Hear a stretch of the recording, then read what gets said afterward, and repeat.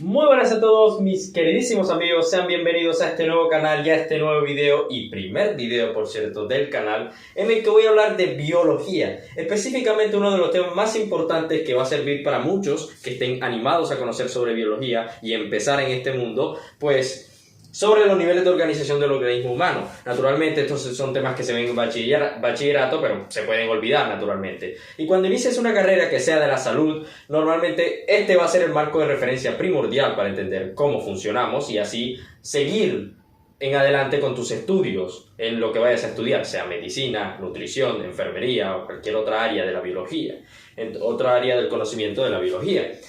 Igualmente, si no estás familiarizado, no estás interesado y solo quieres conocer por conocer, bienvenido sea a este canal, porque vamos a hablar de los niveles de organización del organismo humano, de qué estamos compuestos, porque somos materia, nosotros somos materia, y la materia está en todo lo que nos rodea, pero ¿qué es lo que nos distingue a este tablero de mí, que soy un organismo vivo, independiente? ¿Cuáles son los procesos que ocurren en mi cuerpo que me permiten la vida y la relación con mi medio, con estas cosas inanimadas? ¿Qué es lo que me hace un organismo viviente?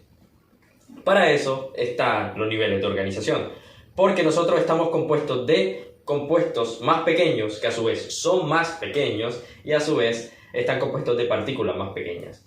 Y la unidad más pequeña de todas es el átomo. Por eso siempre se empieza con el átomo. De allí, estos átomos se van a unir uno a uno, indefinidamente hasta formar sustancias más grandes. Y así escalar hasta un nivel más grande, que es el nivel celular. Y después, al tercer nivel, que es el nivel tisular, y los órganos, los aparatos y sistemas, y nosotros. Esta es la manera más entendible. Desde lo más simple hasta lo más complejo. La materia expresándose a sí misma y formando lo que nosotros somos, como unidad y parte de la misma materia. Bienvenidos sean a este hermoso canal en el que no rechazaremos el conocimiento y como un cavernícola seremos bastante férreos y pensaremos con dureza hasta encender la llama de la curiosidad y del conocimiento. Bienvenidos sean a la... Bienvenidos sean a la...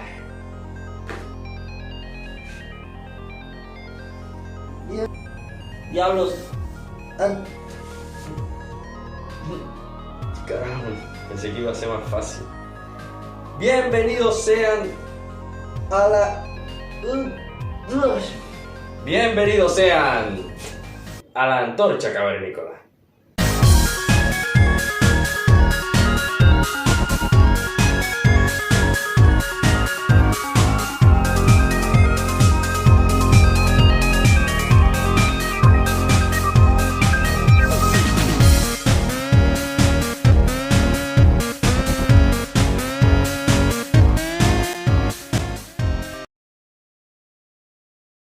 Comenzando desde el nivel más pequeño de la materia y del cual estamos compuestos, encontramos a los átomos. Toda la materia viviente está compuesta por una unidad pequeña, que es el átomo. Es la unidad estable más pequeña de toda la materia. Todo lo que está a nuestro alrededor está compuesto de átomos. Entonces, un átomo es una partícula que está compuesta de partículas subatómicas. En su núcleo vamos a encontrar partículas subatómicas con cargas positivas y neutras. En el caso de los protones, que tienen cargas positivas, y los neutrones, que tienen cargas neutras, que funcionan como estabilizadores. Después tenemos alrededor del núcleo electrones, que lo que van a hacer es orbitar alrededor del núcleo, ya que estos tienen una carga contraria, tienen una carga negativa. Entonces el electrón tiene una carga negativa y orbita alrededor del núcleo. Pero sigue quedando la cuestión, si todo está compuesto por átomos, ¿qué nos diferencia a nosotros de un objeto inanimado, de cualquier otra cosa, si todos son átomos? Existen distintas clases de átomos, y esta clasificación, esta diferenciación de los átomos se logra gracias al número de protones y electrones. hay distintas clases de átomos gracias a las diferencias entre los electrones y los protones de cada átomo. A estas clases de átomos les llamamos los elementos, que son los que naturalmente encontramos en la tabla periódica. Un ejemplo claro de esto es el carbono. Este es un átomo. El átomo de carbono está compuesto por 6 protones y 6 electrones. La proporción de protones es la misma de los electrones, así que si un átomo tiene 6 protones, naturalmente va a tener 6 electrones. En este caso, 6 son los números de protones que tiene el carbono. Por ende, en la tabla periódica, como dato curioso, el número con el cual se le identifica es el número 6. Todo número que encuentren, número atómico, en este caso el de la tabla periódica, habla sobre el número atómico del átomo. Por ejemplo, tenemos al oxígeno, que es este que está acá, que tiene 8 protones, y en la tabla periódica lo va a encontrar como el número 8. Un ejemplo más claro. Siguiendo con esta línea, en todo el universo hasta ahora, lo que los científicos han podido demostrar es que existen 116 elementos hasta ahora descubiertos. En la Tierra existen, en nuestra Tierra, hasta nuestra superficie, existen 92 de manera natural. Los demás se han obtenido mediante el avance tecnológico y la manipulación de la materia, como son los aceleradores, un ejemplo, aceleradores de partículas. Entonces el restante naturalmente se encuentran aquí, pero solo 92 se encuentran en la Tierra. Para los organismos vivos existen unos elementos específicos que van a estar en mayor proporción en nosotros, los organismos vivos, que en los objetos, en las cosas inanimadas, las cosas de nuestro alrededor. A esas cosas las vamos a llamar los bioelementos, que son los elementos de la vida, porque son más afines a nosotros los organismos vivos que a otros objetos.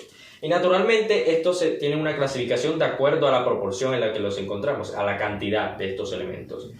Hay 3 divisiones: bioelementos primarios, bioelementos secundarios y terciarios. En este caso, lo que está en el tablero, podemos ver los bioelementos primarios.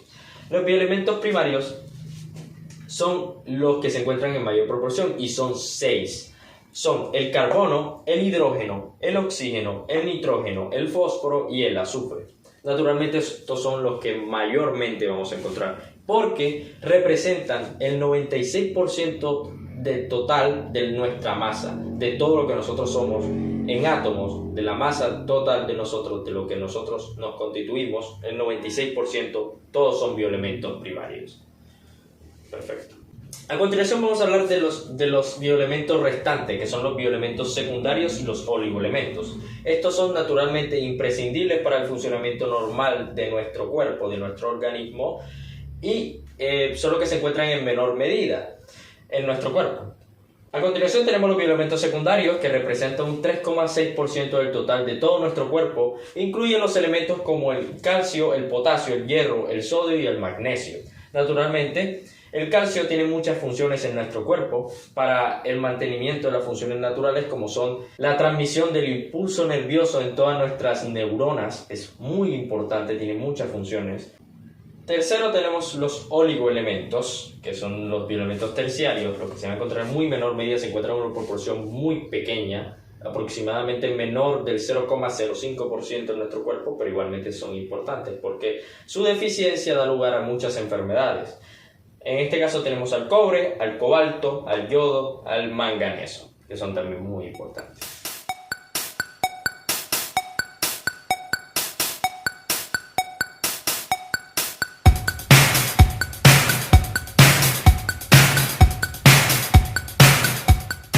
Habiendo hablado ya de los átomos y de los bioelementos, tanto primarios como secundarios y terciarios, y los átomos que nos componen a nosotros como organismos, vamos a hablar de las moléculas.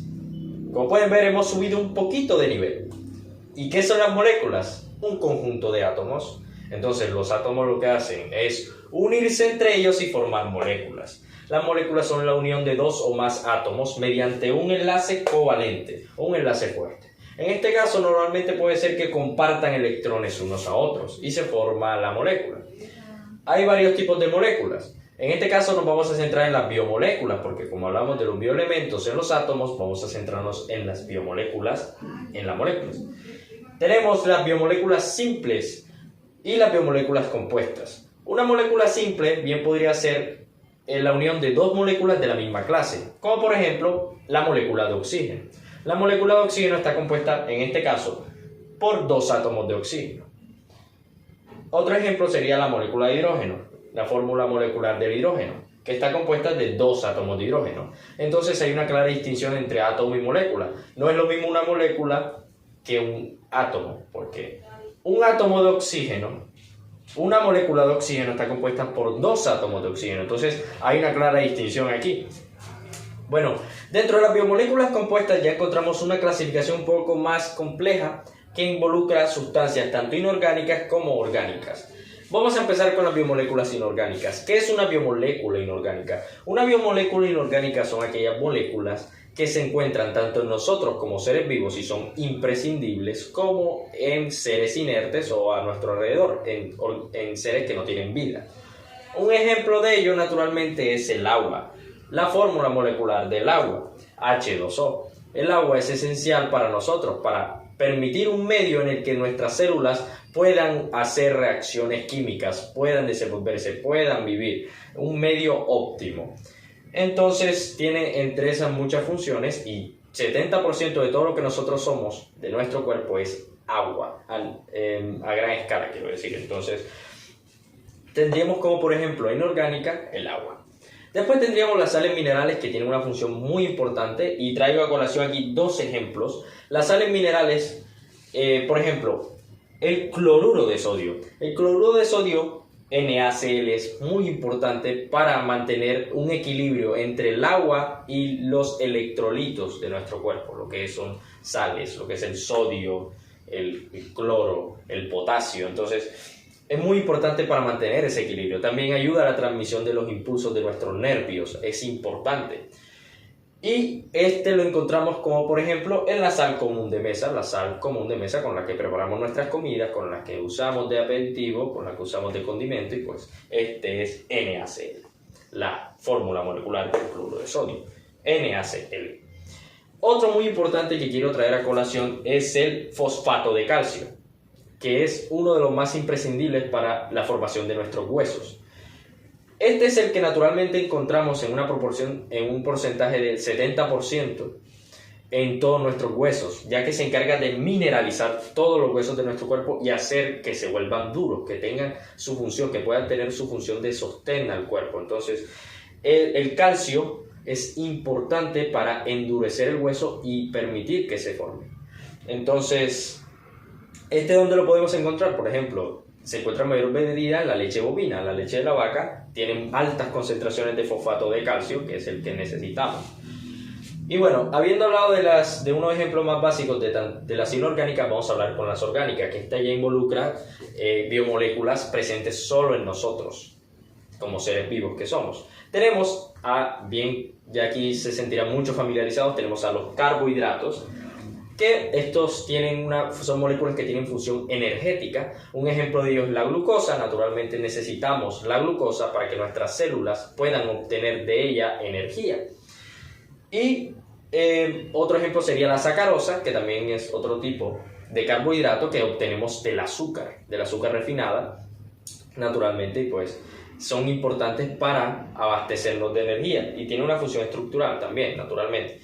Grasas.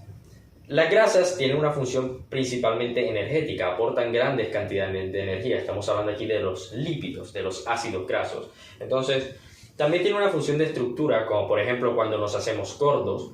Estamos comiendo grandes cantidades y aumentan las reservas de grasa, aumenta la disponibilidad y por ende aumenta el tejido graso. Nos hacemos más gordos y se aumenta el tejido. Entonces, también tiene función estructural en este caso, las grasas. Y tenemos como tercero las proteínas.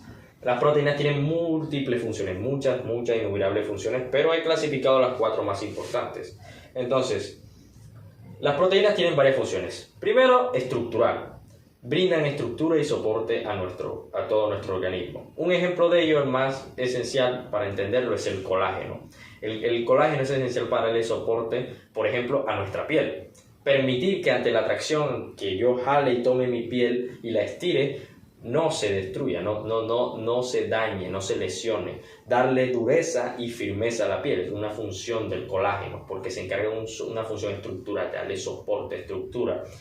y es muy esencial y se encuentra en todo, no solo en la piel, en todos los órganos naturalmente. Entonces, también tenemos función transportadora, como por ejemplo la hemoglobina. La hemoglobina es una proteína que se encuentra en los glóbulos rojos en nuestra sangre. Los glóbulos rojos tienen la hemoglobina y cuando llegan a nuestros pulmones captan el oxígeno, y la hemoglobina capta el oxígeno para llevar el oxígeno a todas las células de nuestro cuerpo.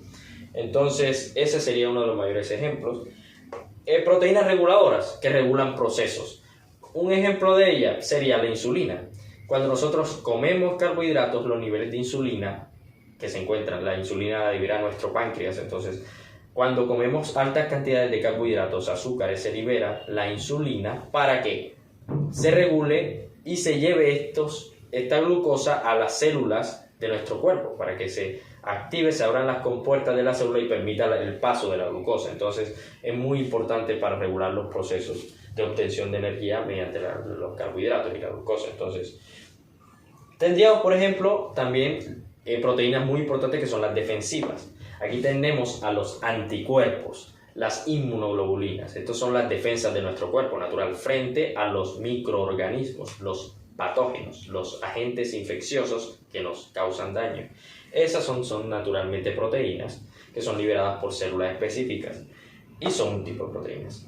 Y por último, dentro de las biomoléculas compuestas tenemos a los ácidos nucleicos, que estos son el ADN, el ácido desoxirribonucleico, y el ARN, el ácido ribonucleico. Naturalmente tienen una función más que todo de compilación de nuestro código genético. Son los que tienen nuestra información genética para que a posteriori no solo en ella se regulan procesos, porque se encuentra en el centro de la célula, sino que tengamos herencia, podamos se pueda permitir la reproducción de la especie y pues la transmisión de la herencia a otros y otras especies de nosotros. Entonces, esto serían más que todo las moléculas simples y compuestas. En un resumen, lo más específico de todo lo necesario. Y hasta aquí llega la primera parte del video. Nos vemos en la segunda.